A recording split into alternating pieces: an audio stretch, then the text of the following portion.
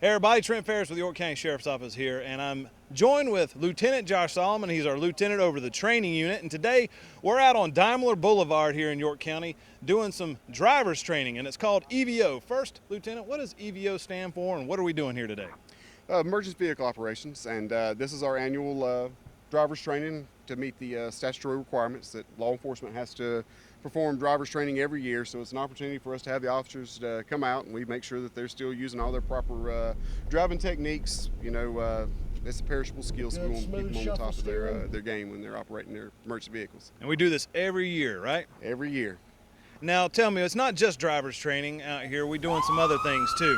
There goes a car right behind us. How about that, folks? What else are we doing out here today? So once they finish doing the actual driver's course, which is about 3.5 miles long, on their return, we have the stop sticks set up so the officers that are issued stop sticks can practice deploying stop sticks in a real life environment. And then they will also come up and they do practice their high-risk stops, which is usually what happens at the end. Anytime you're making an arrest on a fugitive or a serious type criminal, or at the conclusion of like a vehicular pursuit, then they'll do what's called a felony stop or a high-risk traffic stop. So this is an opportunity for them to go through and practice it in a controlled environment. Each of the suspects, at least mock suspects, some of them are armed with training guns. Some of them have contraband, narcotics, things like that. Some of them don't have anything at all. It's to work on our searching procedures as well as keeping those skills sharp for performing the felony stops. Making it real life as possible, right? That's the best way to teach them. All right, when a driver goes through this, which I'll be doing here momentarily, but what happens if what happens if you hit a cone? There's a bunch of cones. What happens if you hit a cone? If you hit a cone, you fail the course. Just one? Just one. So, I mean, that's the level that we want them to operate, because when we operate an emergency vehicle, that's one of the biggest liabilities any law enforcement agency deals with. So we want to make sure that we keep those skills as sharp as possible. If they hit any of the cones, then obviously they'll complete the course. They'll come back. The instructor will critique them. They'll pull back around and get back in line.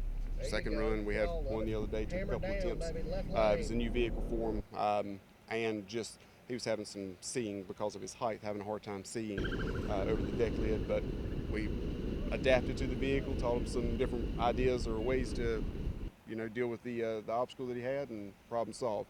How many cones?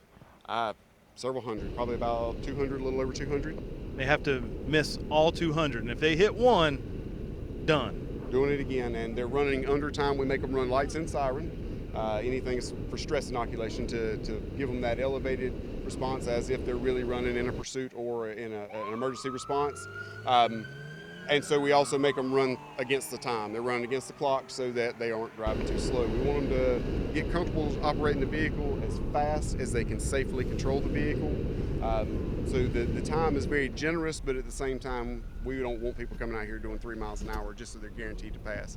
That doesn't do us any good if we're not teaching them or reminding them how to operate their vehicles, because most times when they're running in emergency conditions, it's the most stressful environment, so we want to keep them at that level. And it's pretty real life out here on Daimler Blvd. It's a real road, not a closed course. That's correct. This every other day of the year, this is an operational road. We just get permission from the county for 3 days every year to shut it down so that we can use it in a realistic environment.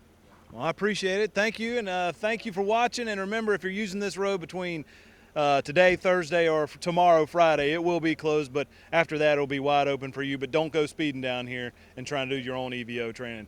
I'm Trent Ferris. This is Lieutenant Josh Solomon, and thanks for watching today.